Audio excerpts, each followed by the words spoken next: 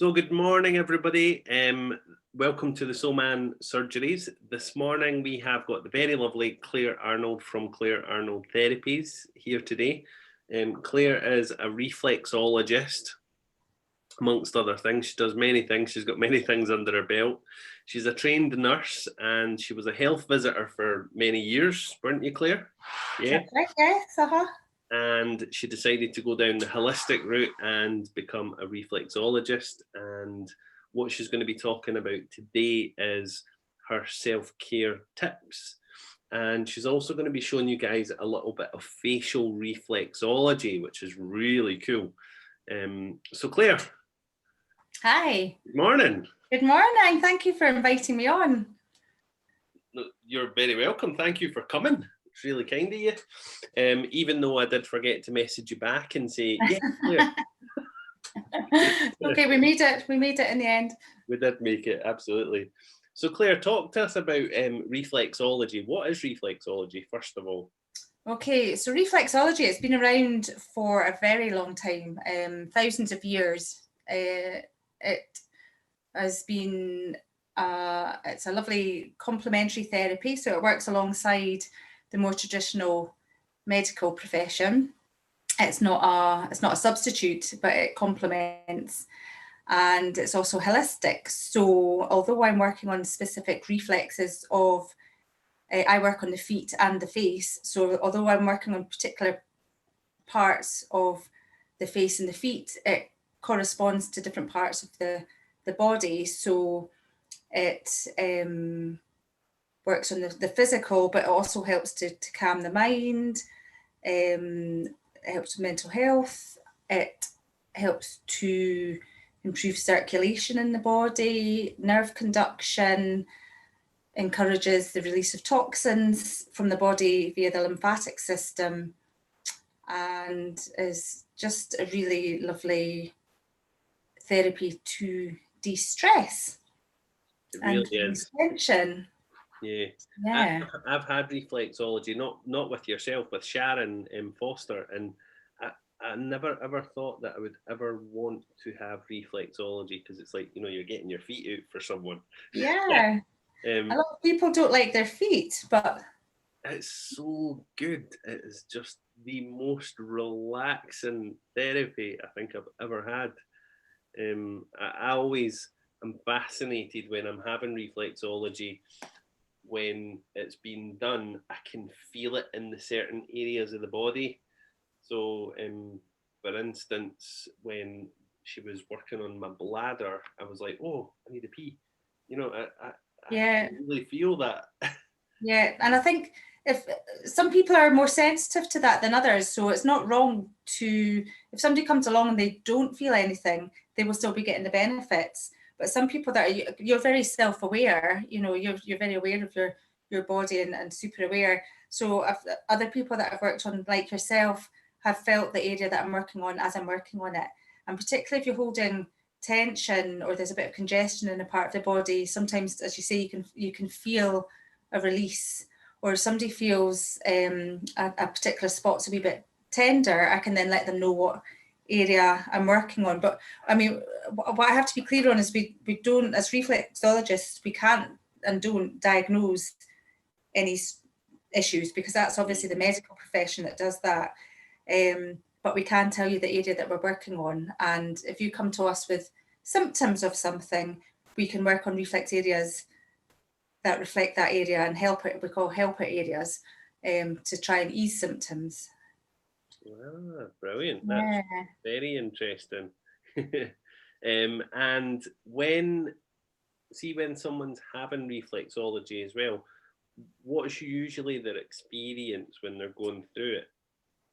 So when somebody comes for a reflexology session, everybody has a different experience, but the basic sort of role of the treatment is that whoever's doing the reflexology would do an assessment or a consultation with the person, and then they would either be on, I use a Lufuma chair, which is like a garden chair, or some people use a bed, and we start with general relaxation of the feet and things like that. So we do relaxation, but people tend to find that they feel that the treatment is a very relaxing treatment. Mm-hmm. People can experience different things, you know. It just depends. It just depends on the person and what they're coming in with, whether it's an acute something they've got, or whether they come for general well-being session. Everybody experiences different things. Some people will fall asleep. Some people will feel energized after a treatment. Some people have, some people report a really good sleep after a treatment, or that their hormones are more in balance and things. So the aim is to relax, to make people feel rejuvenated, to rebalance and bring their body back into some sort of homeostasis. So if somebody's feeling particularly low or fat, the aim is to bring the energy up. And if somebody's feeling a bit too stressed or buzzy, we try and reduce it so that they're calming whatever's going on for them. So yeah, it's quite interesting because every time I've had reflexology, I always have a fantastic night's sleep, and it's not something that I ever expected to be a side effect of it, but it's definitely something that I always have, is a great night's sleep, and I always feel quite floaty afterwards as well. Yeah. Well, the feet have got thousands of nerve endings. So between the 2 feet, you've got 15,000 nerve endings, which is a huge, it's a huge amount. And we kind of ignore our feet because we wear our socks and our shoes, and, you know, especially in winter, where, you know, we kind of ignore them, but we rely on our feet. Most people can walk, and most people, if their feet are sore or they're cold or they're hot or whatever, are uncomfortable. But, you know, to have a reflexology session on the feet, we're really nurturing them. We're stimulating every part of the foot and the rest of the body. So really boosting the circulation and the whole nervous system when we're working on the feet. So it's good to take care of them. Something my granddad always used to say is 2 things you need to invest in life is your feet and your bed, because you're either in one or in the other. That's true. Yeah. So true. Yeah, and if you get a good night's sleep, then you can cope with the daily whatever life throws at you a lot better than if you get a really broken sleep. You know, a lot of parents will know with young children, you get a really broken sleep for the first year at least, if not the next however many years, and we don't function as well. Well, he's 4.5 now. But you know, we don't function as well if you don't get a good sleep. I mean, you had your sleep expert on recently, and if we don't get enough sleep, we can really, you know, our whole concentration and focus and functions really decrease. So a lot of chronic conditions, as Theo knows well, are because the body's stressed and it causes dis-ease. So dis-ease of the mind, the emotional, the physical body. So anything that helps to reduce stress and tension in the body is going to help the flow of energy better. You know, it helps our just everything function better. Definitely. So, so I completely agree with you. Investing in your feet is an absolutely good thing to do. Yeah. Or just your general health. Yeah. Yeah. Do you ever have people coming to you, Claire, who are very embarrassed about their feet as well? Do you know, I would say at least 50% of people that come to me say, "Oh, I'm sorry about the state of my feet," or "I've got horrible feet," and I'll tell you about hardly anybody has horrible feet.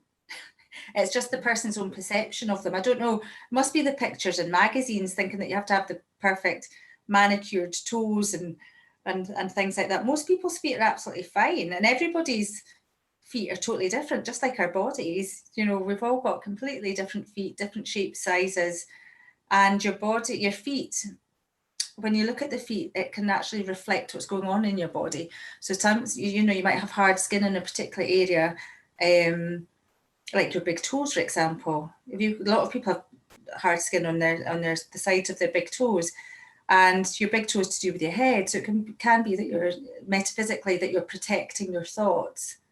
So you're creating a barrier.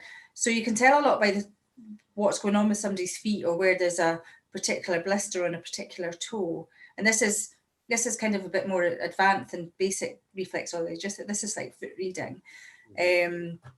But you can tell a lot by people about what's on their feet and the condition of their feet, or what color they are. Or it's absolutely fascinating. And I never thought I would be a foot person. When I was a nurse, feet weren't my thing at all. And I don't know, I got reflexology done myself as a sort of relaxing treatment, and I thought, this is nice, I could do this, and thought, this is a really nice thing to do. So it was almost impulsive. I was looking for something else to do, and I found this course that was starting the next month, and it was almost like, when something's meant to be. And it was a year-long course, and I loved it. And the more I find out about feet and what you can tell, and the experience and the feedback from my clients, the more fascinated and interested I am in feet. So if anybody thinks they've got horrible feet, don't be embarrassed, because reflexologists have seen all all shapes and sizes and feet, and that's what we're there for. We're there to help you to care for your feet. And obviously, if you've got issues with your feet, it's a chiropodist or a podiatrist you want to see. But for the general scheme of things, reflexologists can have a look, and we can refer you on and things as well if you need. Amazing. That's really good.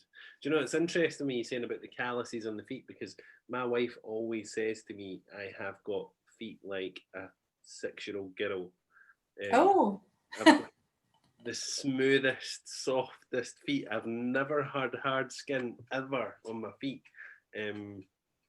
It's really fascinating, because I'm thinking, that's really interesting, because I'm a very open person. I'm always sharing, and and maybe because you care for yourself, because you know how important it is to care for yourself, your inner self and your inner child, as much as the physical. Then that your feet are reflecting. Your feet are reflecting that. And talk to us, Claire, about, in fact, I want to ask one question, because I've got that in my notes there, right? And you're probably going to say, I'm not going to speak about this, but I'm going to ask you anyway, right?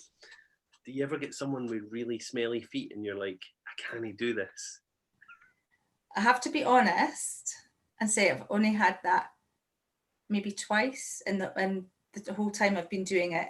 And that's because they've been wearing really thick socks and boots, I think. But I use, before I start every treatment, and this is a ritual, I wipe the feet down. So everybody gets a foot wipe. It doesn't matter how clean you are, or, everybody gets a wee foot wipe. And then I use a balm, which is tea tree and spearmint, a plant-based balm. And if you can't use them, I can use something else. But that's got a really nice smell to it. So but really, people really don't really come with... I just thought I would ask a question, because I do know people who have said to me in the past, oh, reflexology, I would never do that because my feet smell. And I've said to them, I'm like, your feet probably don't smell as bad as you think they do. No, and I'm quite close to them. And actually, it can be something that's diet related. It could be medication that people are on. It could just be the type of footwear that have been wearing. But there's usually a reason. There's usually a reason for, if somebody's got an odor to their feet, there'll be a reason for it. It could just be because, I don't know if you know, but if you, like onion and garlic, there's a thing where if you rub garlic, this is a wee bit of a, I'm kind of going off on one. If you rub garlic on the soles of your feet, you can, if you leave it 60 seconds, I think it comes out on your breath. I don't know if that's right, Louise, you'll probably know this. But yeah, strong flavors. If you eat curries, because your skin is your biggest organ, and it secretes whatever you've got inside your body. So your feet are part, it's the skin. Yeah. So it's generally what you've been eating or whatever you've been ingesting. That's fascinating. Yeah. I could speak about reflexology in the feet all day long. Really good, because it is such a fascinating thing. I always find that, obviously you'll know this anyway, but your feet are a microsystem, aren't they? So they correspond to all those different areas in the body, Yeah. but equally you've got microsystems in your ears, in your hands, in your face, which is what we're going to talk about just now. Yeah, and Louise is saying 60 seconds skin to taste. So yeah, if you put garlic on the soles of your feet, you'll taste it 60 seconds later. So the opposite, if you're ingesting it, eventually, not as quick as 60 seconds, but eventually it'll come out in the skin as well. So if I eat chocolate, or if I put smear chocolate on the soles of my feet, I'll taste it. Oh, that's a good idea. And then you don't have to ingest it. You can still taste it. We'll have to try it. I'm going to go and get some Nutella after this and smear the bottom of my feet with Nutella. That's terrible. But it was something interesting that you mentioned the ears, because there's also hand reflexology. So people can do reflexology in different parts of the body. It's just knowing it's being trained in it, and most people start on the feet and then train in something else. So yeah, I did the feet, and then I went down to London and did the Bergman method of advanced facial reflexology with Ziggy Bergman. Wow. Who incidentally used to be big on the MTV. I can't remember if she was a director or something on MTV, but then she's a very interesting lady.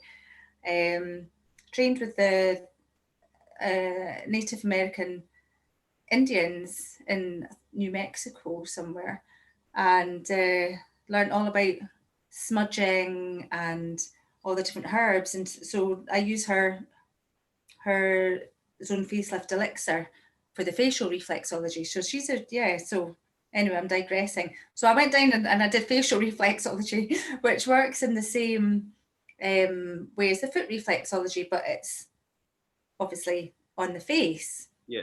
Still a very gentle therapy. And you work specific reflexes, again, which reflects the body, and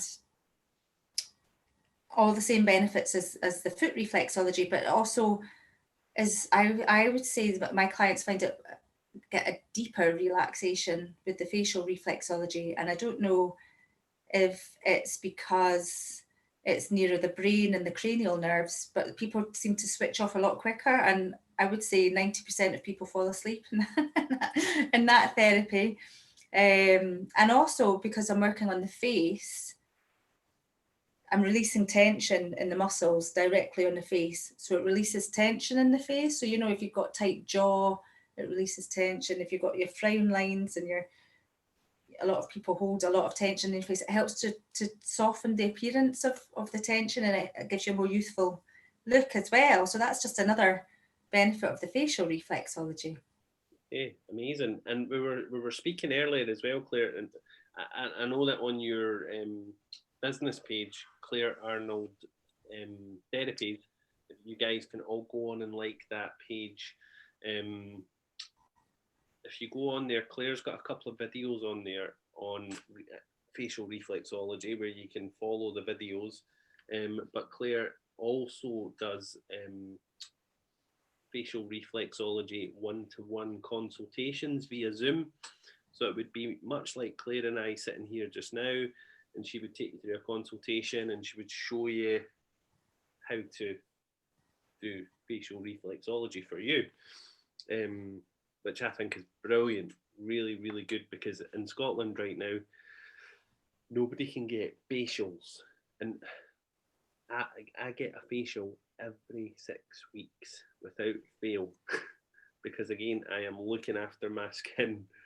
My wife laughs at me. She's like, "You get a facial?" I'm honest to God, but like, see, when I'm 60, I'll be like, "Look at me, look at me." Yeah, it's great that you look after yourself. Yeah, so with facial reflexology, because I haven't been able to have a facial since March, Show me how. So the facial reflexology, if I was doing it in person, it would be you'd have your consultation separately, and then your actual treatment would be about 45 minutes, and I would work all of the facial reflex points in your face. Oh, good. And And it's then in person or on Zoom, Claire? if this is in person, Yeah. but when you're on Zoom, it's impossible. I'm doing sort of 30 minutes because I'm showing maybe 5 or 6 up to 8 maybe points, depends on what the person is coming with, or what symptoms they're having, or Yeah. because I'm showing you and explaining it, so we go a lot slower, so that you can then take it home and do it yourself at home. So you wouldn't get the full facial reflexology treatment, but you would get something that's bespoke for you. That's wonderful, though. That's really good, yeah. Yeah. So I mean, I can show you a few points today that can be quite useful for quite easy to do in yourself, and also are good for maybe reducing stress or headaches or whatever, if you'd like to. Who's up for that? Yeah. so normally it's good to start with a clean face and maybe have some facial oil with you, but we don't necessarily, we don't have to do that today, because it's just very gentle movement, so we're not going to drag the skin or things. I do something called zone facelift as well, which is the facial reflexology and then massage as well, which you might like actually, but you would need oil for that. And I would also suggest that you definitely have your hair tied back or a hairband on, because we're working all over the face. So that's a quite nice one, and that's just another option for you. But I would just show you some facial reflexology moves today. So one to start with is what is called the head and brain reflex. So this is a really lovely calming one, and nice if you suffer from headaches or you just feel like you just need to chill out for a few minutes. So if you take your middle finger, It's a bit rude. and it's a pad we're going to be using, and right in the center of your forehead here, further up, that's it, right about there, and just circle. Can you see where I am? That's it. Yeah. Maybe not quite as big as that, just about 10 pence piece size, just circle there. That's your head brain reflex. And that can just be nice if you're just feeling like you just need to calm a little bit. You just do that a few times. That, isn't it? Yeah. And one that's nice for children as well, your little ones, if they're going to sleep, whatever. And I know Louise is on, and she used to do this with her son, is just using 2 fingers. This is your spinal reflex. So from in between your eyebrows and just stroking up very gently all the way up. So you're stroking your spine here, from your neck up to the base of your spine. And that's just a nice calm one. And it also works you. What's that, sorry? That's giving me a funny sensation in both my ears when I do it. Is it? Yeah. But it's your spinal reflex. So your spinal nerve, all your nerves come off your off your spine. So you're maybe just stimulating something there. So that's a really nice one, and I find that's quite nice for pets and things as well. Yeah. If you're stroking your dogs just in between the eyes.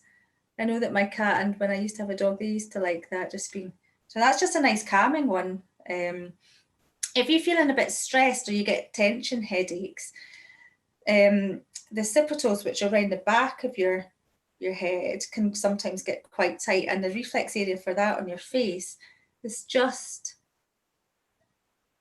on the orbital bone, just underneath, using your thumbs maybe, just underneath your eyebrows, there's a little dip.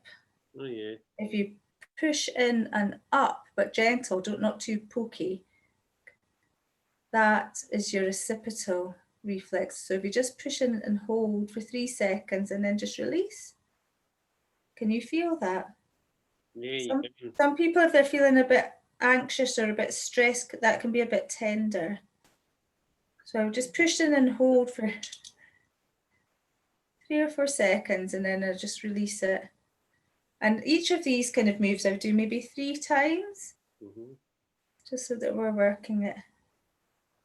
And does pressure matter, Claire? Does it matter if we're putting lots of pressure on? You don't want to be poking so that it's really sore, but you want it to be enough pressure that you can feel it so that it's doing something, but you don't want it to be so much that it's putting too much pressure on that area, because you don't want to bruise yourself doing this. And you don't want it to be really sore. You just want kind of, I'd say, if you put your kind of the eyeball pressure, if you put your finger on your eye and you just press enough that you can feel it, but it's not doing anything, I would say that's maybe a good pressure to put on the reflexes. Right, okay. Yeah. Yeah, and then another one that's nice if you've got eye strain is just squeezing along your eyebrows, all the way along. That's your working your eye reflex, and that helps to reduce eye strain. It helps to open up your eyes as well if you've been frowning. And you just sort of squeeze a second or so on each one. And just do that all the way along. I really like that one. Yeah, it's quite a nice one. And then you can do your sinus reflex, which is using either your middle or first fingers along the tops of your eyebrows. Also cross your eyebrows, just on the top of your eyebrows. I'm watching you, Stephen. So that's your sinus reflex. So if anybody's congested, which they can be at this time of year, it's quite nice. And also, again, I quite like that for eyes, because it kind of helps to open the eyes up a little bit as well, and just relieve any sort of tension you might be feeling across there. I can see why doing this with a balm would feel quite nice, like yeah. So that one would be a bit better with a bit of facial oil. Just helps to smooth things over a little bit more. And again, I guess quite topical and good for stress and for breathing. So if anybody's got colds or anything, recovering from any sort of respiratory issue that's going on, we can do the diaphragm reflex. The diaphragm it's under, kind of near our rib caves. It's one of our major respiratory accessory muscles. So again, if we use the thumbs, the pads of our thumbs, and we're going to work along underneath our cheekbones. So we come near our nose, and again, just a gentle pressure in and then up under our cheekbone. And this is when we look really attractive on this one. So we just, press in and up for about 3 seconds, and then just move one thumb with the long, in and up. Are you under your cheekbones? Yeah. And then in and up. And I'm wondering how people are feeling with this one, because it can sometimes feel a wee bit tender if you're holding tension in the sort of solar plexus sort of area. Making me and sometimes it can feel a wee bit tight. Yeah.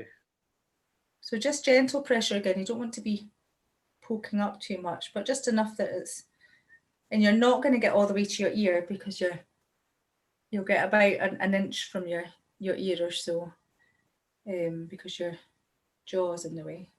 That up there for me is a little bit tender, because I think I hold tension in my jaw. And then I would start again and just work your way along a few seconds at a time, all the way along. And I'd do this about 3 times. So this is good for, if you need to practice more deep breathing. Breathing is really important.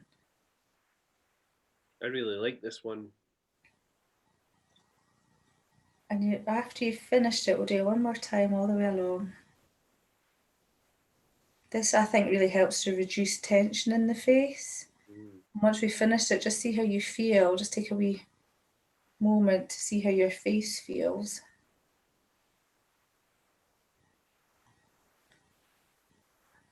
You've finished. Just how's everyone feeling? Because I can certainly feel that. Yeah, I really felt that one. Yeah. So yeah, it's just really important to, every now and again, if you're feeling anxious or you're really busy, or just stopping every now and again and remembering to just take three nice slow deep breaths in and out can just really help to calm you down. Or if you're feeling anxious before a job interview or coming on Zoom, just taking a few deep breaths, it can help trick your mind into feeling calm, even if you're not feeling calm, because your body's full of oxygen. And so one more I'll just show you is the solar plexus move, or solar plexus breathing, I should say. A lot of us hold tension again, right? If we get a knot in our stomach, we can stop the energy flow from going from the top of our bodies to the bottom just by holding a ball of tension in our stomachs. So to help release that is the solar plexus. So if we get again 2 fingers and we draw a line from the middle of our eyes down to where it meets the cheekbones. So middle of eyes down to where it meets the cheekbones, and if we put your feet squarely on the floor if you can, so that you're grounded, and maybe just shut your eyes, and on the in-breath you just push a gentle pressure in, so you're pushing on the solar plexus, so breathing in, and on the out-breath just release the pressure. Just keep the fingers on the skin, but you're not putting any pressure on the out-breath, and then breathing in, pressing again, and breathe out and release the pressure. And one more time, breathe in and out, and then just bring your hands down to your lap and just take a wee moment just to see how you're feeling, and then open your eyes. How's that? Yeah.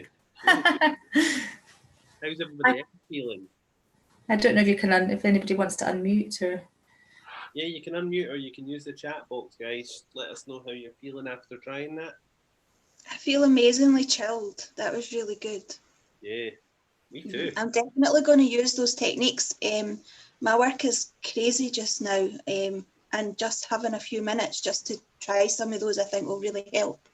Great. Yeah, especially even because nobody needs to, you can just do that on your you could sit head brain one, and nobody notices too much.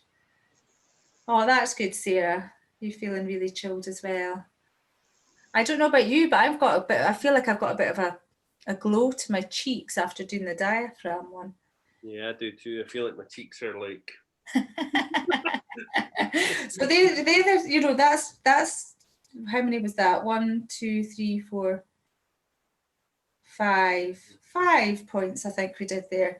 These are things that people could do at work though, Claire. They could be, you could be at work and you could just sit at your desk doing this and nobody would know, or you could even run to the toilet, right, 5 minutes, sit in the loo. Yeah. Another one I can show you just on the hand is maybe easier. If you're feeling a bit stressed, because it goes the 2 ways. If you're feeling a bit stressed, you need to sort of calm down a bit, or if you're feeling really flat and you need a wee bit of an energy boost, the adrenal reflex can help with that. So if I just show you on the hand here, so in here, I tend to put three fingers and just curl them around the base of the thumb, the fleshy bit, and my middle finger, if you press in quite firmly, there's a tender spot. Oh, aye. You can feel that, so that you're on the right spot. If you feel that tender spot, that's the right spot. So that's your adrenals. So if you're feeling a bit tense or under pressure, or as I say, you're feeling a bit flat and you need a wee bit of an energy boost, if you press in there for a few seconds, then that can help as well. So it can either help to calm you down or just to boost you a little bit. And you can do it in one hand. So you could have that down by your side and just be having your hands in front of you and do that, and nobody needs to know that you're doing it. And again, on the other side, it's good for teenagers as well, I think, if they're just about to go in for an exam or something like that. Mine feels really crunchy. Is that normal? Yeah, I mean, it's maybe just needing a wee bit of a work on it. So if you've been, because you're, I think, quite busy at the moment, Stephen, so you maybe just, if you're really, it's your adrenals are responsible for your fight or flight response. So if somebody's in a constant or chronic sort of stressy state, or just really, really, really busy, sometimes that can be more tender than normal. But most of us are a wee bit tender in that spot. So don't worry if you're a wee bit tender, because most of us are. Yeah. Yeah. I think that's definitely, I think it's maybe to do with this morning, because this morning's just been one of those days where, when you get up and the kids won't get up and everything's just like, come on. So yes, children do that. As you know. Yeah, working on it. So yeah, I hope that's something, you can take one or two of those points and just try and remember. That's so good. Thank you so much, Claire. You're welcome. We'll throw, would you believe that's been 40 minutes that we've been chatting already? Gosh. So we'll throw out to everybody. Do you guys have any questions for Claire?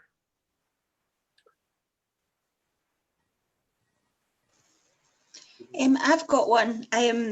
I've got an achy hand, and I think it's like a repetitive strain from doing so many immunise. That's my job, and it's completely manic just now. And my hand is actually really achy. I don't know if it's like a repetitive strain thing. Would reflexology help with that? Like to some of the symptoms. So yeah, so it sounds like it could be repetitive, if you're doing that a lot, and certainly a hand massage might be quite nice for you. Where in particular is it? Is it just all over, or is there a particular area? It's just like in here, but I use this hand a lot to drag people. It's difficult when somebody's doing something and it's ongoing and you're not going to be able to stop. Then you're probably not going to be able to get on top of it until you've been able to rest it. Yeah. If you can get anybody to, if you can just massage that area. But in terms of, I'm not sure that, hand reflexology might help with that, but we're not allowed to do hand reflexology because it's a bit close for that. But that also relates to your sort of intestinal area. Right. So I don't know if anything's, it's just something to be aware of in terms of reflexology. Reflexes, that's kind of where your intestines are. So just make sure you're eating well, you're drinking plenty of water, that things are flowing in that area. You might even find, because you're off for a week, you might even see how your hand feels. Some things other things that are, there's balls, like the stress balls and things that you can get, or the ones with the wee spikes. Might be worth getting one of them and just doing some exercises and making sure your wrists and things are being stretched, because it could be, if you're in the same position, it's getting a bit crampy. So just even, doing some stretches of your hands and your wrist area might just help to stretch it out a wee bit. Perfect, thank you. Okay. It's interesting because we talk about the feet and we talk about how the feet are essential, but so are your hands. So yeah, especially if you've got a job where you're using your hands constantly, I would imagine factory workers and people like that would have that same kind of feeling in the hand or injury in the hand. Yeah, and actually, if somebody is able to massage or do hand reflexology on you, it's so, you feel the benefit more than if you're trying to do it yourself, because you can actually let your hand and your arm go. Because how often do we get our hands and arms, forearms massaged? Hardly ever. So if you can get anybody, if you can get your wee boy to, hand him your hand and just get him to sort of do some stretching of your, just give your hand a rub. Bribe them with lots of chocolate and but a feeling that one of those like balls with the spikes in it, that'll put the, you'll stimulate the pressure points on your hand yourself. and or roll it on the desk on top. That might help. I love to have my feet tickled, and I actually would pay my children to tickle my feet. And they're always like, Dad, for God's sake. And I just lie on the couch, put my feet up on their pillow, and they just tickle my feet. But you know, my mum was the same. I grew up tickling my mum's feet. Did you? Yeah, so that's like gentle massage, I suppose, in a way, you know. Yeah, and it's your perception, because some people would find that unbearable if they've got tickly feet. So, Yeah. you know, some people, if it's been something that's been forced on them as opposed to you've been inviting it, some people, yeah, you have to be quite careful with. It's interesting because when you were speaking about the 15,000 nerve endings in the feet, I'm thinking like that's stimulating something within me that's making me feel good, you know. Yeah. Yeah, it's massive. It's interesting. Anybody else got any questions for Claire? Louise or Sarah, you guys have any questions? Anything that you're thinking, what could reflexology help with this, or could it help with that, or? So reflexology can be used on all ages from very, very young babies, because we do naturally, if people have got young, tiny little babies, naturally like rubbing their feet and things, and the very elderly and frail. There's very few people, there are some contraindications, but there's very few people that you can't give reflexology to. You just adapt, you know, the pressure and the length of time that you would do it on. So brilliant. So Louise is saying, is she going to start reading feet again? So yeah, so I've done a couple of courses. One is a visual reflexology course, which is what I was telling you about. And the other one I've done is a foot reading course, which is really interesting. I guess it's a bit like palm reading, but it's not fortune telling. But you can tell a lot about, as I said, you know, you can tell a lot about the person, about how their feet present. So I've done the course, but I would love to do it again, but I need to, I think I would need to do a bit more practice and consolidation of the training that I did before I could do it. But yeah, it's something I'm definitely hoping to pick back up again. Well, I'm excited. I've got a voucher for Clare Arnold therapies that I will be endorsing. Yes. I'll be cashing it in very soon. Yeah. Here, so. And they're great. Vouchers are great for presents for people. And the expiry date as well is extended because of these times, and we don't know. I've been able to do foot reflexology since August, so but the voucher times will be extended sort of at least for a year, if not until people can use them at least, so they don't miss out.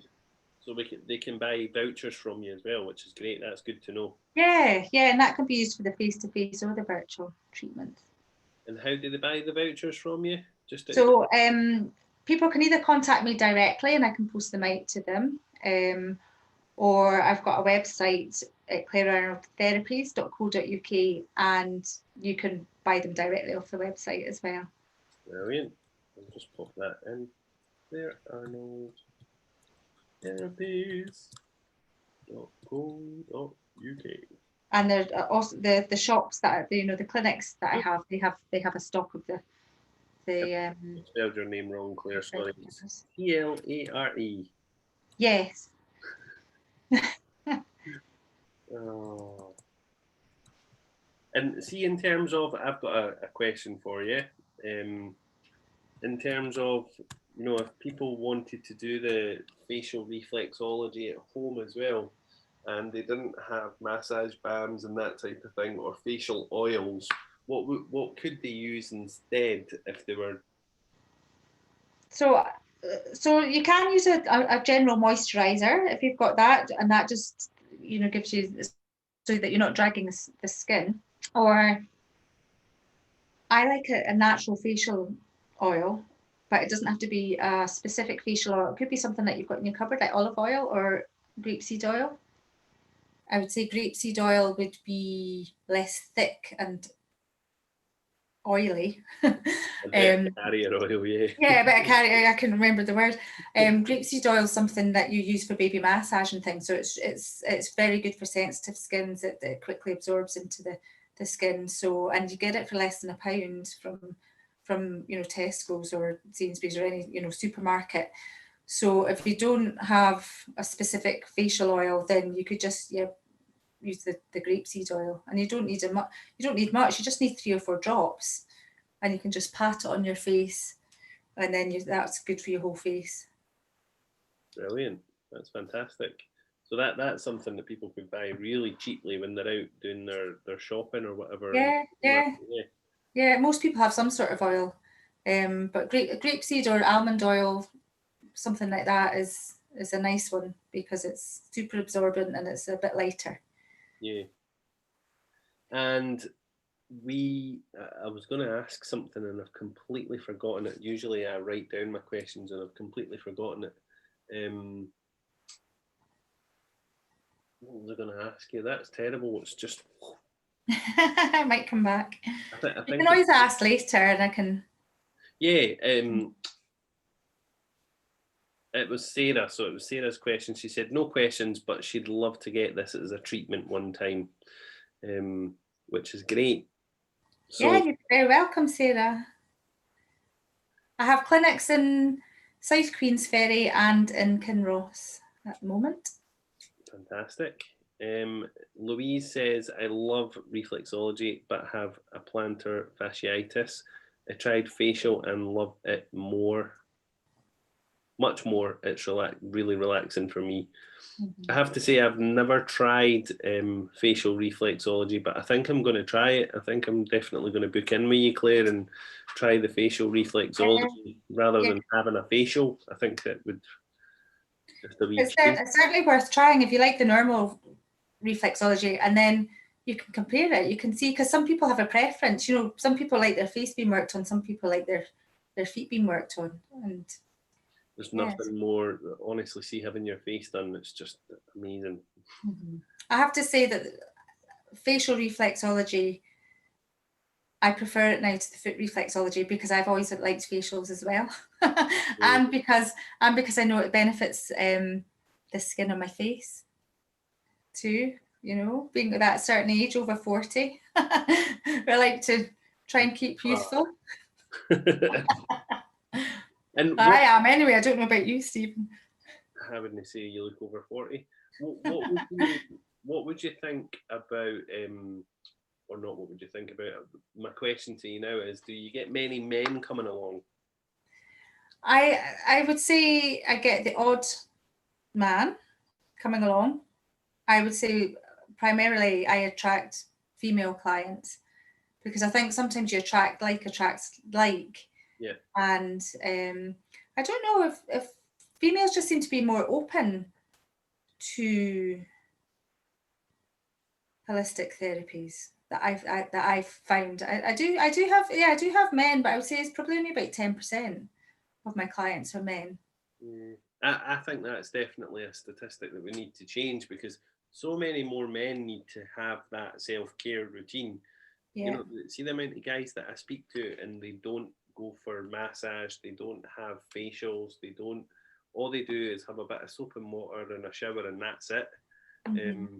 But like we need to look after ourselves. Yeah, and I would say that from speaking to other therapists, men tend to choose the more physical therapies like the massage if they're going to go for one. Yeah.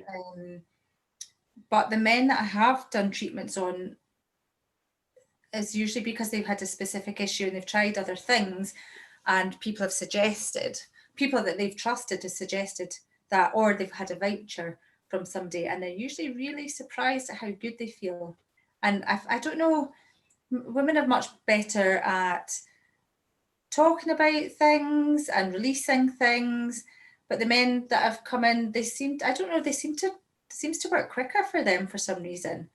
And I don't know if it's because women are more likely to try things and have things going on an ongoing basis, where men maybe, I don't know if I'm right or wrong in saying this, tend to hold on to things a lot more. So when they do get a chance to come and get something or do get a chance to get something off their chest, it all seems to come out, and they seem to get a much bigger release, I would say. I completely agree with that, because the male clients that I have, I tend to attract more men than I do women, but that's because I'm a man.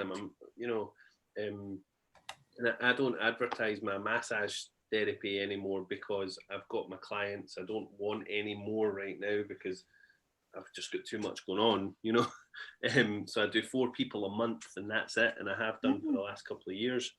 But what I definitely find is when they first come, there's just this huge big change in their energy. It's like, why have I not been doing this for years? Yeah. And I do a bit of a mixture with them. I do like a bit of meditation, we do some Reiki, and then we do the massage part of things. And what a difference in them. I think more and more men need to regulate and self-regulate their physical well-being and their emotional well-being. And I think it's something that we do need to work a wee bit harder on. Because as well as I do, that when guys are in control of their emotions, there's everything so much better. I'm sure everybody watching this has got a man at home that's a crabbit bugger, or doing their head in, or whatever it may be. And if you don't, then that's all right. But I think if they just invested a wee bit of time in themselves and recharging their physical energy, it would make a big difference. Yeah, it's just changing. I think it's raising awareness and changing perspectives. And I guess if men don't come themselves, then the women in their lives maybe encourage them by dragging them along, booking them in for a treatment and giving it to them as a treat or something. I don't know. Yeah, but it's nice. It's nice if men are able to come and then talk to other men about it. Absolutely. Yeah. Well, I didn't mean to finish on the whole man subject, but we did. So Claire, that is us. We're pretty much at time today. Thank you very much. So thank you so much for coming along and doing that today. It was much easier than you thought it was, wasn't it? It was, and it's great to share. I'm so passionate about it that it's once I get going, it's great. So thank you, everybody. No, thank you. And just before we finish, guys, tomorrow we have got, back by popular demand, our very lovely Donna Fairley, who is a sleep behavioural therapist. And Donna's been trained in sleep therapy, sleep behaviour for the last 20 years. I think she's been doing it, so long time now. And tomorrow the topic of conversation on the agenda with Donna is, why do we sleep? And why do we need sleep? And honestly, last week we were absolutely fascinated with some of the things that were coming out of that. Simple things like don't have a TV in your room. I was so surprised, Claire, how many people don't have a telly in their room. Don't have or do have? Don't have. I thought everybody had a TV in their room. Ah. Yeah, it's crazy. I do. So it's just amazing the hints and tips that Donna can give. So she's going to be sharing all that tomorrow. So if you guys can't watch it live, you can always watch a recorded version, just like this session. And then on Thursday, we have got the lovely Mary Clare coming in, who is going to be doing something a little bit different. It's going to be I can't remember what it's called now. How bad is that? It's all about working with your shadow self and all of that kind of side of things, which is really, really cool. That is so bad that I cannot remember the name of it. Next week as well, we have got David, who is coming on Tuesday. So we've got Susan on the Monday. We have got David on the Tuesday, who is a fitness coach. So he's coming in to talk about fitness and well-being and how fitness can change our thinking on things. We have got next Wednesday, Donna, and then on the Thursday to finish the Soul Man surgeries, we are possibly, just need to confirm it with her, but possibly have June Dixon from CIC Health, and she's going to be talking about mental health first aid, which is a really, really interesting topic. So that is us for today. And I will speak to you all tomorrow morning at 9:30. But from everyone here at the Soul Man and Friends, it's just me. A huge big thank you to the lovely Clare Arnold. And if you do want to book with Clare, remember it is clarearnoldtherapies.co.uk, or you can find her on Facebook, Clare Arnold Therapies. So thank you so much, Clare. Thank you so much to Louise and Fee and everybody else who joined us live here on the Soul Man Surgeries. And we will see you all tomorrow at 9:30. Bye for now. Bye. Bye, everybody. Thank you very much, Clare.